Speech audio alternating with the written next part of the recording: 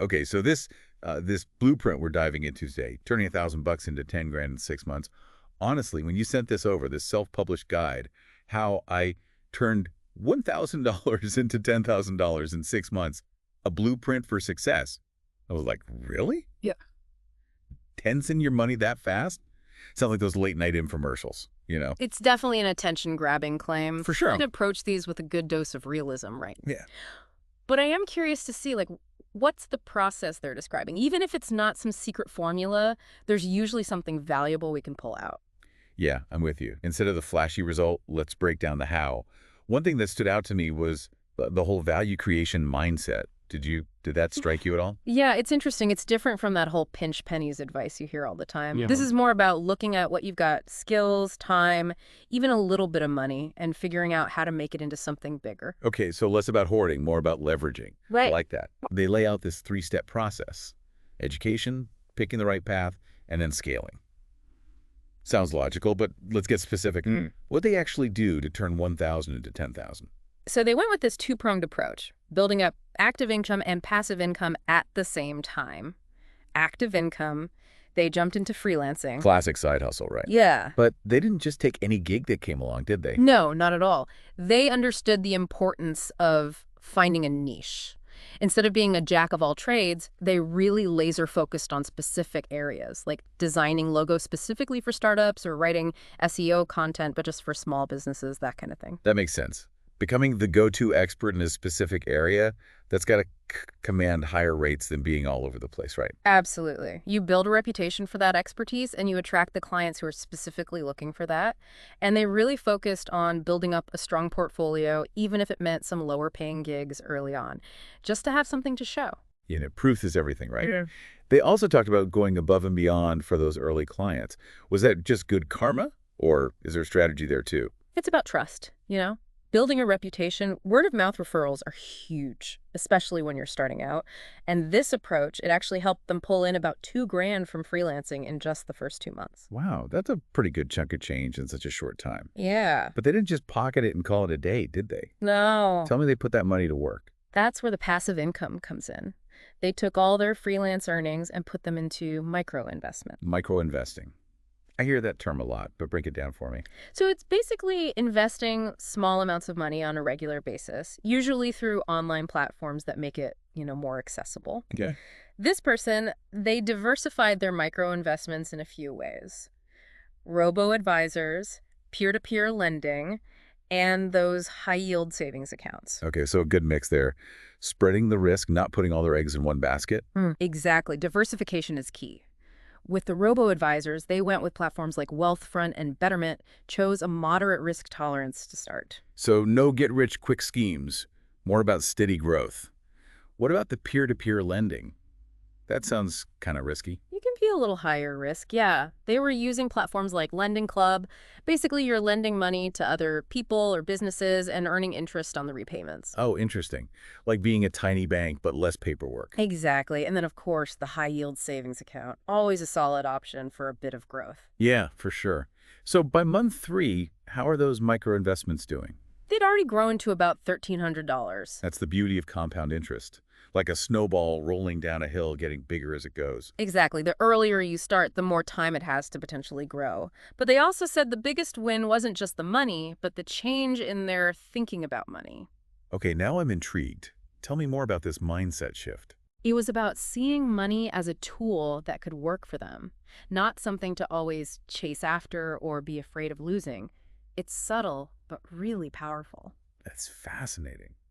But they didn't stop at freelancing and microinvesting, did they? The blueprint mentions scaling up, venturing into some new territory. That's right. By month 4, their freelance income was up to around $4,000 a month. That gave them more to play with, to try some new things. Time to level up. What did they do with that extra cash? They took a leap into the world of e-commerce. They started a drop shipping store. Drop shipping. Okay, that's ringing a bell, but how does that work again? It's pretty popular, especially for people just starting out. You sell stuff online, but you don't actually keep any of the products yourself. Okay, that's interesting. So how's it work? Imagine you build an online store, right? You find a supplier who does drop shipping.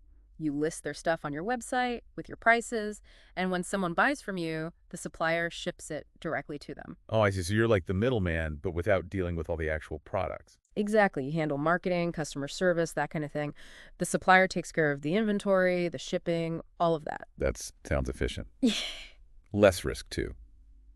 Did they say what they were selling through this drop shipping store? They were all about finding a niche within a niche. Instead of selling like a million different things, they really honed in on a specific category that had a really passionate audience. They said market research was key. Finding products that people wanted but weren't already flooded with competition. So finding that sweet spot. Not too much competition, but still stuff that people are actually looking for. Exactly. It's about finding those underserved markets or those unique angles. They wanted to find products that like solved a problem or they really appealed to people with specific thirsts. Smart, yeah. Like instead of just selling any phone case, maybe they found a supplier of eco-friendly phone cases and targeted people who really care about sustainability. Exactly, that kind of thing. Did they say how they actually set up the drop shipping store? Like how'd they get the word out? They kept it pretty simple. Used platforms like Shopify to build the online store itself, and then Oberlo to connect with suppliers. Invested a few $100 in Facebook and Google ads to drive traffic to the website. So pretty low cost to get started compared to like renting a physical storefront. Right. And then it's all about getting people to actually see your stuff. Right. Did they say how long it took for the e-commerce thing to take off? So by month 6, the store was bringing in an extra $1,000 in profit. Nice.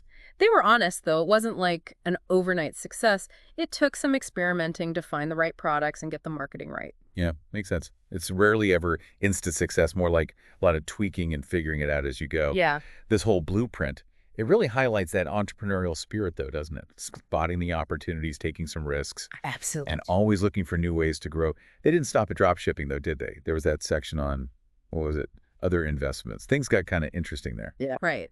So now they had more financial stability from freelancing, from the e-commerce. They felt good about putting small amounts like $100, $200 into some higher risk stuff. Yeah. Crypto, high growth stocks, that kind of thing. Okay, now we're getting to the stuff that makes a lot of people nervous. Crypto, high growth stocks. They can feel like gambling if you don't know what you're doing. And you're right to be cautious. The author was very clear that these riskier things, they came later. Only after they had several income streams going, some savings built up. So they weren't like putting all their eggs in one basket that could totally disappear. Exactly. They had a safety net. So, big picture, by the end of those 6 months, what happened? They actually turned their initial $1,000 into $10,000. $10,000, a tenfold return. That's wild. Yeah. But like we've been talking about, it's not about that final number, right? It's more about what you learn and how you grow along the way. 100%. It wasn't some magic trick or get-rich-quick scheme. It was consistent effort, smart risks, and constantly being willing to learn. They basically built a whole little business ecosystem for themselves.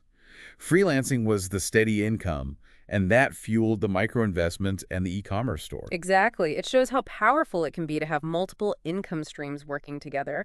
And they started with just $1,000 and some serious hustle. It's really inspiring. Like, we all have our own skills and things we're good at, and a lot of those things you can probably make money from these days. Definitely. There's a market for almost anything. I love how they talked about reinvesting those early profits, too. It's that whole snowball thing, right? Yeah. The more you have working for you, the faster it grows. It's the power of compounding, whether it's your money potentially growing or your skills getting better over time. It's about being in it for the long haul, right? Right. So we've unpacked the strategies, the mindset, all of that. What do you think are the biggest takeaways for our listeners, even if they aren't starting with exactly $1,000? That's the key, right? It's about the approach. First thing, I'd say remember, financial success is a journey, not like a finish line you cross. Love that. It's so easy to get caught up comparing yourself to others. Like you can't compare your chapter 1 to someone else's chapter 20. Exactly. Run your own race and celebrate your own wins along the way. This story also really shows how important it is to be resourceful. You don't need to inherit a fortune or win the lottery to build wealth. It's about using what you do have, your skills, your time, even just your creativity, and finding ways to turn those into something that can generate income.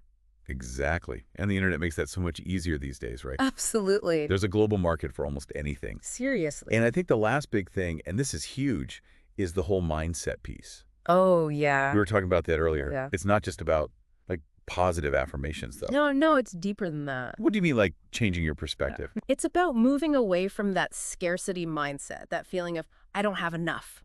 You got to focus on abundance, on all the possibilities that are out there. Believe that you can learn, that you can grow, that you can create something valuable. Because when you believe in yourself, you're way more likely to take those risks, to push through when things get tough. For sure. And that's how you actually reach those goals. It's true. Sometimes the biggest thing holding us back is US. It's all about changing that inner voice, right? This blueprint, it's really been a masterclass in that. It really has. Even if you start small, taking action, being smart about it, focusing on real value, hmm it all adds up over time. This has given me so much to think about, seriously. Yeah. It's kind of exciting, you know? There's so many possibilities out there if you're willing to put in the work. Absolutely. And that first step, it's the most important one. And the best time to take it is right now. Not tomorrow, not someday, Yeah. today. I love that. Right. Whether it's investing a little bit of money, learning something new, trying out a business idea, even something small can make a difference over time. It's true. There's that saying like, the best time to plant a tree was 20 years ago. The second best time is now. Perfect. So as we wrap up this deep dive, I have one last question for everyone listening. If you had an extra $1,000 today, what's the first thing you would do differently based on everything we've talked about? That's a great question to think about. What are your skills? What really gets you fired up? How much risk are you comfortable with? And where do you want to be in 5, 10 years?